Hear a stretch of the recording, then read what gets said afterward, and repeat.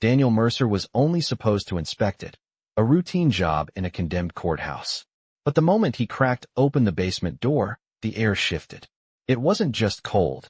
It was alive, brushing against his skin like unseen fingers. Somewhere below, something scraped against stone, then stopped, as if listening. The locals had warned him not to go down there. They said the courthouse was built over something that wasn't meant for this world. Daniel didn't believe them. He should have. Part 1. The assignment. Daniel Mercer had inspected over 200 properties in his 10-year career. Factories stripped bare, apartment complexes rotting from the inside, even the occasional historic mansion left to the termites. Nothing surprised him anymore. Or so he thought. The Ashford County Courthouse stood like a mausoleum at the center of the deserted town square, its cracked limestone facade streaked black from decades of rain. A tattered, condemned notice clung to the front doors, fluttering with each cold gust of wind. The town had tried for years to demolish it, but there was always some reason: a lack of funds, missing permits, or, according to whispered gossip, too much history under the foundation. Daniel wasn't one for ghost stories. He believed in faulty wiring, not hauntings, in rusted pipes, not restless spirits. His job was to document the building's condition for a potential restoration grant. Most of the work would be mundane: checking for structural cracks, photographing mold damage, noting fire hazards. But the county clerk had insisted the basement be thoroughly examined. The moment he mentioned the basement to the small crew of local workers assigned to accompany him, their faces stiffened. "You're going down there?" one man asked, his voice low. "Don't." Daniel had chuckled, thinking it was a joke. "Why not?" "Afraid of rats." The man shook his head. "No. Afraid of what the rats run from."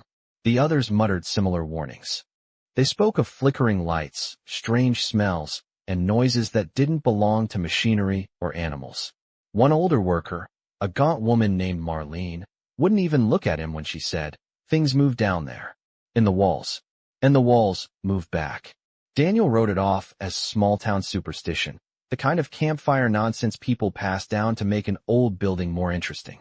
Still, as he clipped his flashlight to his belt and checked his notepad, he noticed the way they all stood far from the basement door, as if its chipped green paint concealed something venomous. The key to the basement was cold in his hand. The lock turned stiffly, the old tumblers grinding like teeth.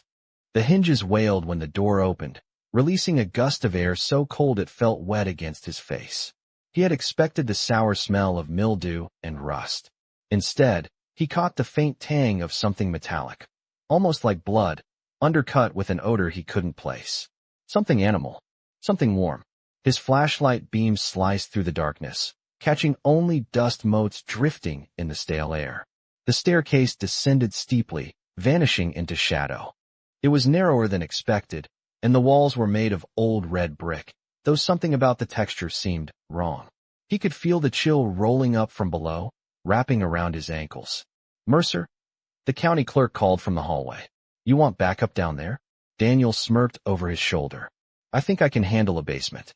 The clerk didn't smile back. "Just keep your radio on." Daniel started down the stairs. Each step groaned under his boots, the sound swallowed almost instantly by the heavy silence below. Halfway down, the air grew noticeably colder, but also thicker, as if he were descending into a place where the air had been sitting, untouched, for years. He reached the bottom, expecting the typical concrete floor and utility shelves. Instead, the basement opened into a long, low corridor that stretched into the dark. Pipes ran along the ceiling, but many were bent at strange angles, as if warped by heat. The brickwork was uneven, as though it had been patched, but not by any professional he'd ever seen. Some of the mortar lines twisted in unnatural curves.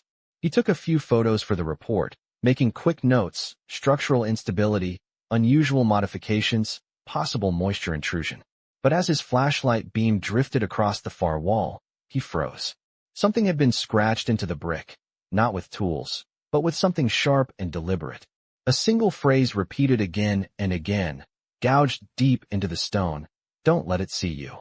Daniel frowned, tracing one of the letters with his gloved hand. The marks were old, the edges softened by time. Probably just graffiti from some bored maintenance worker, he told himself. Still, he turned and checked the corridor behind him. Empty. The scraping sound reached him then, faint but distinct, like metal dragged slowly across stone. It came from somewhere deeper in the corridor. He stood still, listening, his breath fogging in the beam of his flashlight. The sound stopped. Silence. He moved forward, slow and steady, his boots crunching against scattered debris. On the left, an old filing cabinet sat half-buried in the wall, as though someone had tried to entomb it in brick. The drawers were rusted shut except for one, which groaned open after a few sharp tugs. Inside were brittle manila folders filled with handwritten reports. He flipped through them, missing persons notices, incident logs, even what looked like old maintenance schedules. The dates stretched back almost 80 years. Nearly every missing person was last seen somewhere near the courthouse. The scraping sound came again, closer this time.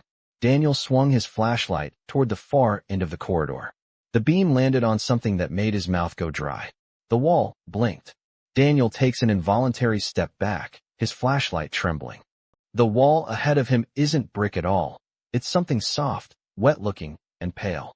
As he watches, it blinks again, the movement slow and deliberate, like the closing of a single, massive eyelid. Part 2. The descent. Daniel stood frozen, the beam of his flashlight locked on the pale, wet surface ahead. It couldn't be an eyelid. Bricks didn't blink. Bricks didn't glisten.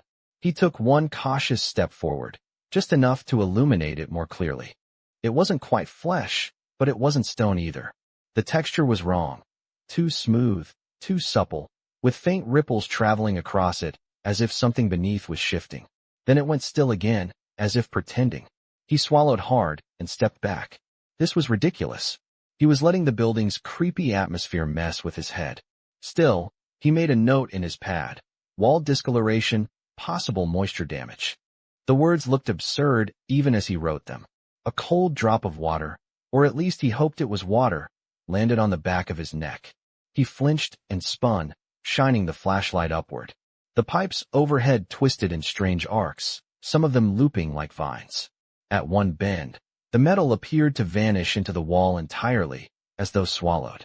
Daniel forced himself to focus on the job. The corridor continued deeper, and his map showed a service room at the end. He'd check it, take his notes, and get out. But the deeper he went, the more wrong the architecture became. The bricks began to curve, not in the neat arcs of archways, but in strange, bulging protrusions. Some sections seemed to pulse faintly, in and out, as though the wall itself were breathing.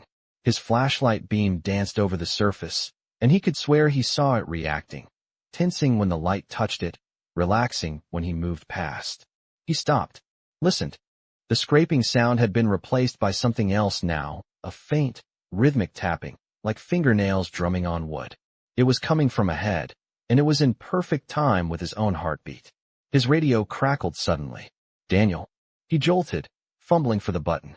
Yeah, still here. Just checking the far end of the basement. Static. Then, after a pause, don't stay down there too long. The voice wasn't the county clerk's. Daniel's chest tightened. Who is this? He demanded. The radio hissed in reply, then went silent. He pushed forward, his boots crunching over debris that didn't look like any building material he recognized. It was more like shell fragments. Smooth, curved, some with faint striations, as if they'd once been part of something alive. The service room finally came into view, or at least, what should have been the service room. Instead of a square utility space, the corridor sloped sharply downward, the walls narrowing and twisting. It was a spiral, curling into darkness. His blueprints didn't show this. The courthouse's basement wasn't supposed to go more than one level deep. The tapping had stopped. The silence was worse. Daniel hesitated at the top of the slope. Every instinct told him not to go further. But he also knew that if he left without documenting this, someone would come down later. Maybe someone less careful. And besides, he'd never been the type to turn back. He started down. The air thickened as he descended, heavy with that same metallic tang from before. His flashlight began to pick up details in the walls, patterns that almost looked like veins, branching and disappearing into the dark. Some pulsed faintly with dim light, a sickly amber glow from deep within the stone flesh. At one curve, he found another filing cabinet, this one almost entirely consumed by the wall, as if it had been swallowed over decades. Only one drawer remained exposed. Against his better judgment, he tugged it open. Inside was a notebook, leather-bound and brittle with age. The handwriting inside was frantic, slanting uphill as if the writer had been shaking. The first few entries were dated 1953. Day 1, they said it was just a leak. The wall was soft to the touch. Day 4, pipes keep disappearing into it. Heard breathing again. Day 7, they told us to keep quiet. Not to call anyone. Day 11, it moved today. I think it's aware of us. The last entry was a single line in thick, smeared ink. It knows my name. Daniel shut the book and shoved it into his bag. The spiral tightened, the walls pressing closer. He kept one shoulder to the stone, or whatever it was, and forced himself forward. The amber light in the walls grew brighter now, and the air felt warmer, like being too close to a living body. Then he heard it, whispering. Faint, just at the edge of hearing, in a language he didn't recognize. The words rose and fell like breathing, echoing from somewhere below. The cadence made his skin crawl. It wasn't random. It was calling. At the next curve, his flashlight beam caught something moving ahead. He froze. The spiral dipped further, and for a moment, the amber glow was blocked by something tall and thin crossing the passage. He only saw it for an instant, but that was enough. It wasn't human. It moved wrong. Too smooth. Too quiet. Daniel stepped backward, heart hammering. His radio hissed again, and this time the whisper was so close it felt like it was right at his ear. You shouldn't be here. Daniel. Daniel's flashlight flickers, plunging the spiral into momentary darkness. When the light comes back, the passage ahead is empty, but the warm, slow exhale of something massive brushes against his face from just behind him. Part 3. The breathing walls. Daniel's breath caught in his throat. The warm air on the back of his neck was steady, rhythmic, too deliberate to be a draft. He spun around, flashlight beam cutting through the darkness. Nothing. The spiral behind him was empty, the amber glow faint and pulsing, as if mocking his panic. He swallowed hard and turned back toward the descent. He needed to keep moving. If he lingered here, the pressure in the air, that strange, living heaviness, would crush him. The walls were changing again. What had been brick fused with strange bulges was now entirely wrong. The surface wasn't stone anymore. It was something organic, its texture somewhere between skin and rock, with subtle ripples passing along it like muscle fibers beneath flesh. And it was moving, breathing. Each inhale and exhale pushed warm, damp air into the corridor, carrying with it that metallic tang, sharper now, mingled with something sweet and rotting. Daniel tried not to touch the walls, but the spiral narrowed until his shoulders brushed against them. The contact was immediate and revolting. The surface was warm, pliant, and it flexed slightly under his weight, as if pushing back. His mind tried to rationalize. Some kind of insulation, maybe? Organic growth from decades of neglect? But no, insulation didn't twitch when you touched it. The whispering started again, louder this time, but still in that strange, unidentifiable language. It rolled over him in waves, low and intimate, like a voice speaking directly into his skull rather than through his ears. He pulled out the leather notebook he'd found earlier and flipped through it again. Near the middle, one entry was different, drawn in diagrams instead of words. The sketch showed the courthouse above and below it, an enormous shape curling beneath the foundation. A note in the margin read, "We built it around the wound. The walls keep it from spreading." Daniel's skin prickled. The courthouse wasn't just sitting on something, it was containing it. He pressed onward, each step sinking into the quiet, damp air. The spiral finally opened into a wider chamber, the amber glow spilling from hundreds of vein-like lines running up the walls. Something in the far corner caught his light, movement. He froze, lifting the beam slowly. A man, or at least, it looked like one. He was standing perfectly still, his head turned toward Daniel, but his eyes were wrong. Black and glossy, like wet stones, catching the light, but reflecting nothing. His skin was pale, stretched too tightly over his face, and his lips were slightly parted, as if he were mid-breath, but Daniel couldn't see his chest move. The whispering stopped. The silence felt heavier than before. Daniel raised his voice, careful to keep it steady. "Hey, you okay?" The man didn't respond, didn't blink.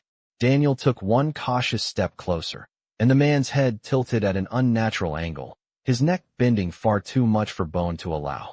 Then, without warning, the figure melted back into the wall.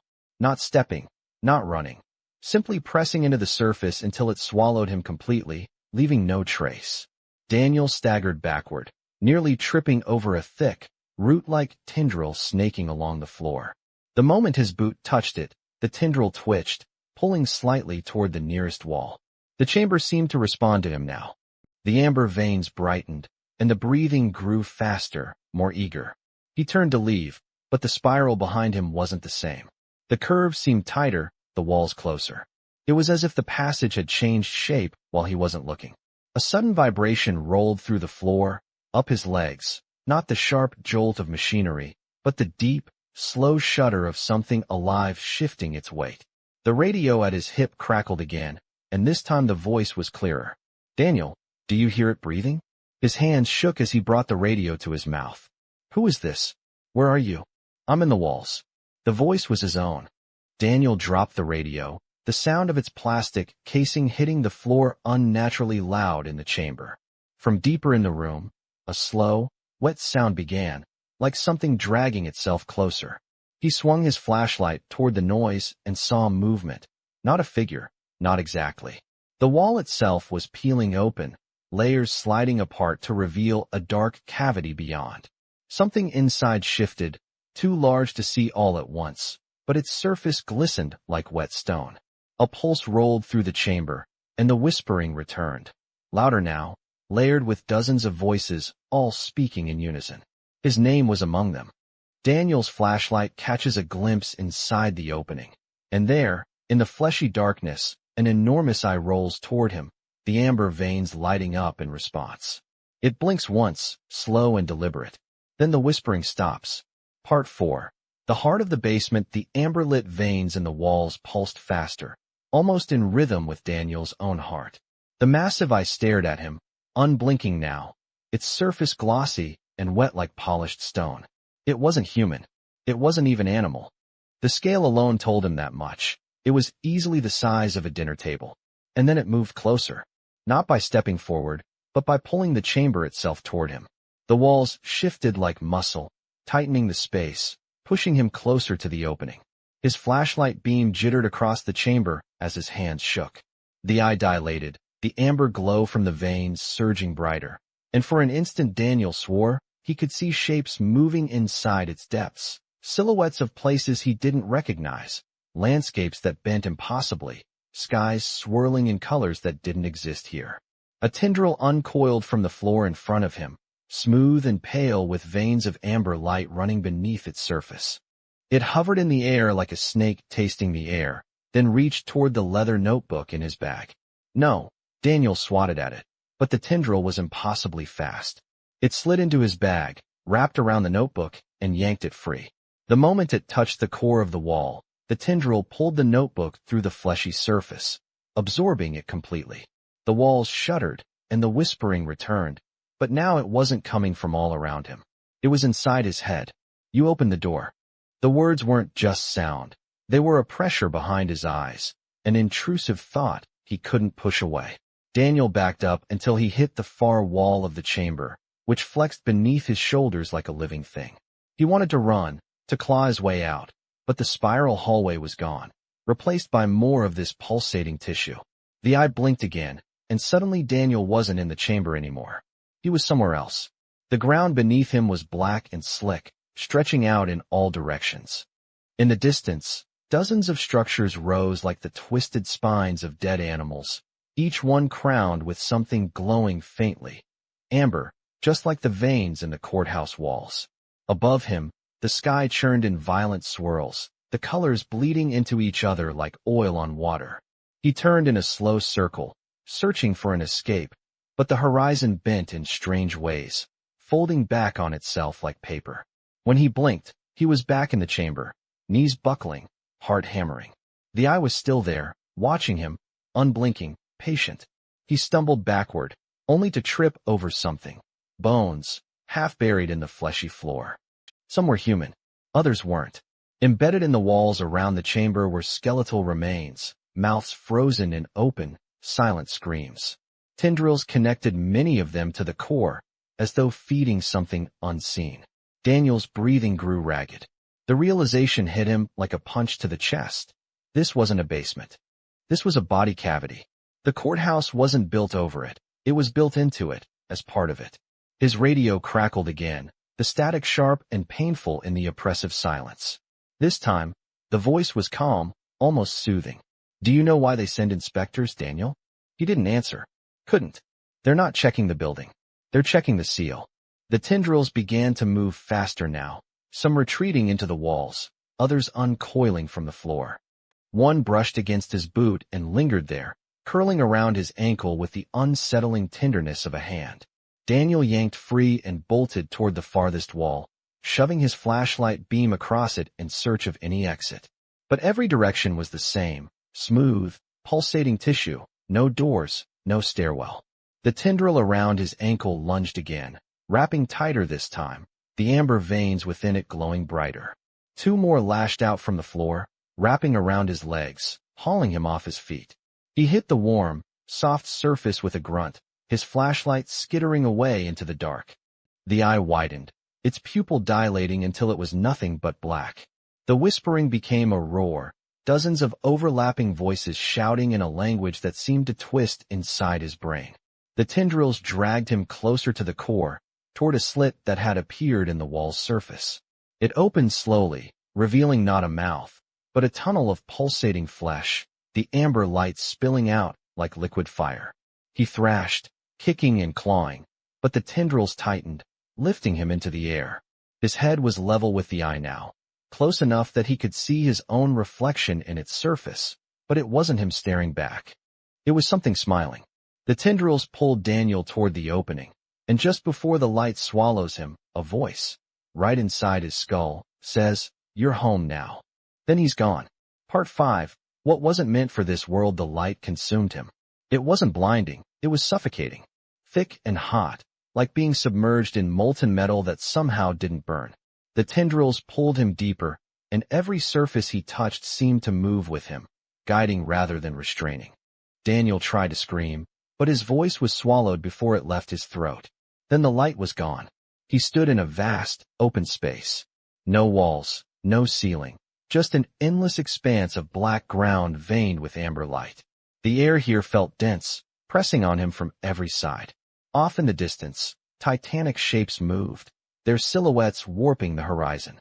Each step they took sent a vibration through the ground that rattled his bones. One of them turned. He couldn't see its face, only the suggestion of eyes, dozens of them, opening across its body. They all blinked at once. Daniel ran. He didn't know where he was going, but instinct screamed that if he stopped, if he let them see him, something irreversible would happen. The ground shifted under his feet, cracking open in places to reveal veins of pulsing amber fluid. Behind him, something followed.